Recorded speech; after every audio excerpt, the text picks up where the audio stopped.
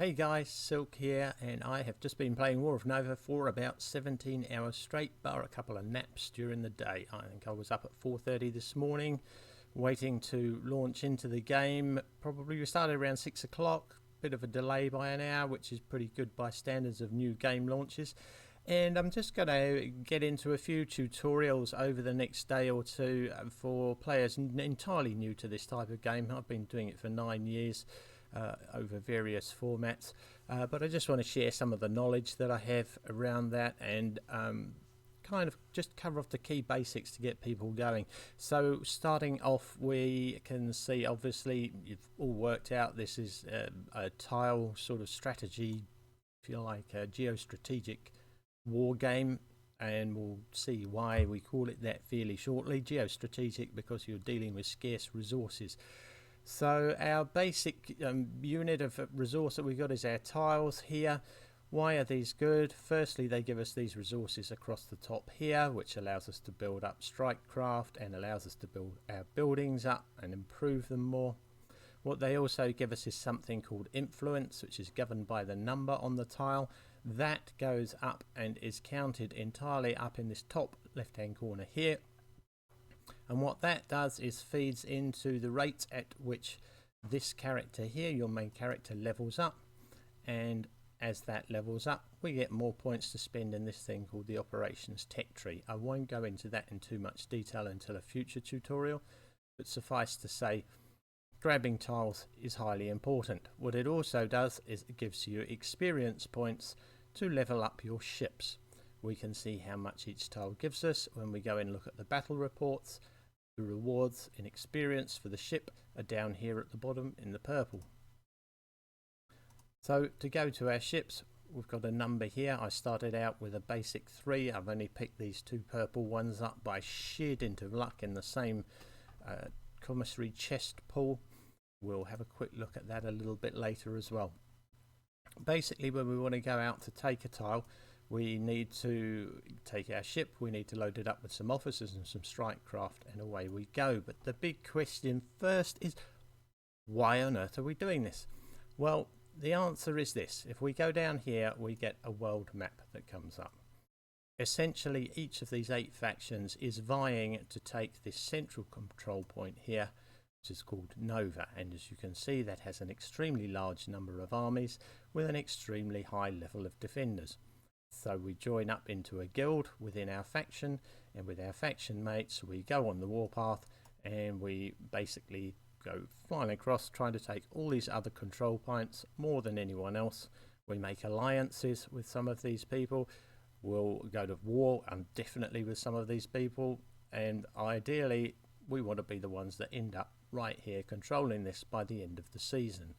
How do we know how fast the season is going and what we're doing? We have this one here, and this takes us through various chapters of progression for the season. If you haven't already checked in here, do, because there are rewards each time things go up, and the rewards generally are for everyone until we get a little bit further in here where it's likely some will be for rankings by your faction or alliance.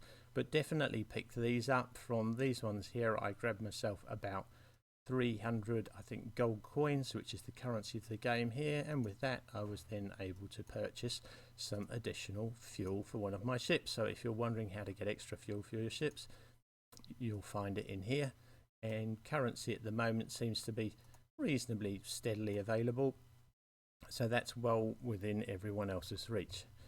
Now if we zoom back in here, we're going to look at tiles, and we're going to actually take a tile. I'm just, I think, ready to take a level 60 tile here with one of my ships. So how do we make sure that that is loaded up correctly? Simple. We're going to use this one here. We're going to go into that. We can either access that through this panel down here, and we can go in here for strikecraft, or we can go down here if we want to load some officers on. We're going to do the officers first. I'm fortunate enough to have picked up a few blue enhanced ones. We enhance these by going in here, clicking enhance, and we can then add more of the same color and the same type, in this case auxiliary crew, to actually level up that officer. For now I don't have enough to do that. I've already plumped them into here, So we're just going to assign these. He's already on another ship, so we're just going to say yes, we want to assign that, and we'll just quickly zip through, add these in. Now fear not if you haven't got these blue ones, green is fine. Anything that helps you raise up any of these stats here is great. For me personally, I've tended to focus on in the early game unit defense, so that my strike craft are not getting as hammered and I'm not losing quite so many as I might have done without these officers in here. So we are all lined up there now. Now you may be asking why, for instance, I'm using a blue here, or where we will find one where we've got an alternative and not one of these purple ones. Well, this 3-star blue here, if we look at his stats here, they are probably around about the same as this guy here, who is 1-star purple. Certainly a 3-star blue is going to be better than a 1-star, this better than a 0-star purple, around the same as this. It's just that this particular chap here isn't suitable for this ship. So 3-star blue, even a 2-star blue, will usually be better than a 1-star purple officer. Do focus on enhancing as many as you can and getting them upgraded, because we can switch these around very easily in our base. So we should always remember, before going out taking a tile, we want our best officers on the ship to go out and take that tile. Right, we've got our officers on board. How do we load up with Strikecraft? Well, if we go into here on View All, I can come down, I can find my dread, and I'll click on this one here, and that takes us straight in there. Alternatively, you can go into this screen through your main station. We go in here and we go to battle groups. Once again it comes up, we click edit, we load on some Strikecraft. I'm just going to plop those in there, confirm that, refill it. We are in business. We can now go out and attempt to take our tile. So we'll just find that again, that's down here, off we go. And it's a bit hit or miss whether or not we're going to get this one. Taken a few 60s, but it does cost me. I've spent probably around $50 on the game so far, so I have got a few nice officers. I got very lucky with the two epic ships that I've got there. I'm going to hopefully work on leveling those up tomorrow. They do tend to take fewer losses and cause more damage than any of the other ships below them in the blue tier. So we'll focus on that tomorrow. I've only just recently got them. Now in the early game, it's important to pick one ship that you think is going to be your main ship that you want to hit the higher level tiles with. You will use the other ships simply to make a path to those tiles, because as you've probably worked out, in order to hit something we have to have a tile connected to it. Now that doesn't have to be one of our own green ones. I could, for instance, go over here and attack this if I wanted to. That's fine, as long as there is someone from my alliance or even just from my faction to be able to go out and attack those. I'm not going to do that because I'm not in the business of going and trying to steal anyone else's resource from their doorstep. Certainly not in this early season. Later seasons I might not think twice about it, but for now there's plenty of people out there trying to learn what to do and how to do it, so we're not going to do that. We've taken the tile, that's great. I am probably now going to reinforce that in the field. In order to do that, I click this button here, I will click refill, I will click confirm, and now my reinforcements are going out to that ship. Now we're quite low on Strikecraft this early in the game, so what I've tended to do is usually actually just recall that ship back to the base and then swap out, as I did earlier, the officers and the Strikecraft onto another ship to then use that one. So basically that's the nuts and bolts of sending out an army to hit, or a fleet to hit a tile. Now tiles, we have a number up here which shows us how many we've got out of how many we've got available. That number available goes up as we complete the chapters down here, and I do suggest working through those religiously and working out what they mean. It gives you a decent amount of resource at the end of the chapter. I think I actually picked up a ship at the end of one of those chapters earlier to help me on my way and to help me with the fuel management process. We can also improve the number here by going into our operational tech, and if we go into core, we can upgrade this to get our higher tile capacity. If you find that you're getting close to that capacity and you're not able to actually improve it any more quickly, what we can then do is look at a tile that we might not need anymore. Now that we're taking higher level tiles, we might want to drop some of the lower level ones. I'm just having a look to see if I've got any one influences I can get rid of. Can't find one immediately, so I can go in here, have a look through by clicking up there at what influence level I've got. Those are all 10s. Somewhere I've got a 1 influence tile. I want to leave that because I'll probably come and take this 40 later. And then I've got one sitting here with a ship on it. So we're just going to recall that omnus back to the base there. And then this tile, we can actually drop this by clicking this little red piece here. And that takes 15 minutes for that to disappear. That frees up a tile. So you will find that you're involved at some stage of the game through some tile management.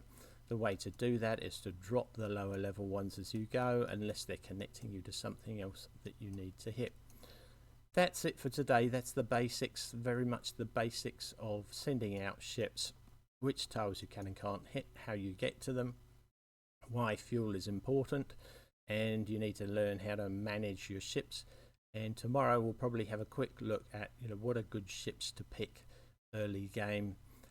We'll have a look at the operational tech tree in more detail, and we'll go through some of those, perhaps some of those chapters, and whereabouts we can basically improve ourselves. 2 final things before we go in there. One is that if we want to try and get more schematics for our ships, the only place really to go for that, other than there might be something in the battle pass we can pick up, is in here. And if we have a look at this, I'm usually using the Dominion ones here, and we have these things called chests. These are the things that give us ship schematics. You get a free one of these every day, and then you get what's called a half price pull, which costs you 200 gold. Your gold amount is up here. You will get a reasonable amount of that as you go through the first stages of the game for free.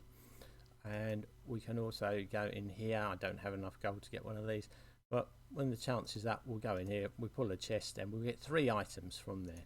We have a wish list up here for the types of ships we want. I was particularly interested in improving my Dread and my Cypher in the rare section. Epic, I kind of had a look through the ships available and plonked for these 2. I think I've got 1 of them so far. You can do 5 of these at a time. There's no added bonus for doing that. It's not a lower price. That will cost you 2,000 gold. I think I've done that only a couple of times so far in the 16 or 17 hours I've played.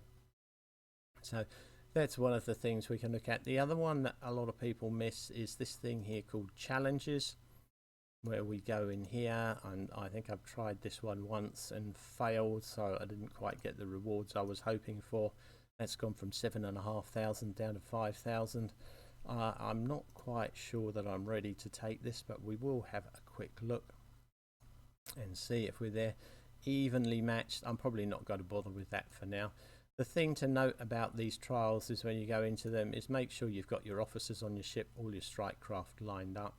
It costs you no fuel whatsoever to have a go at these trials. You don't lose your ships when you're doing it. But what you will find, as I have, is that if you don't get it right the first time, the amount of rewards that you get actually drops. So be sure that you're going to be able to actually get through on that. And if I once again go in here, the reason I'm saying I don't want to do this just yet is because I'm looking at my overall power of 32,550 versus the Defender's 35,000. That's an even match. It's about 50-50, but I don't want to lose the possibility of some more great resource, so I'm going to leave that one for now. And I'm going to leave you all for now. Thank you very much for watching. I'll put something else out again in probably another 12 hours or so, covering some of the other basics. Like I said, my name's SilkWing. Thank you for watching.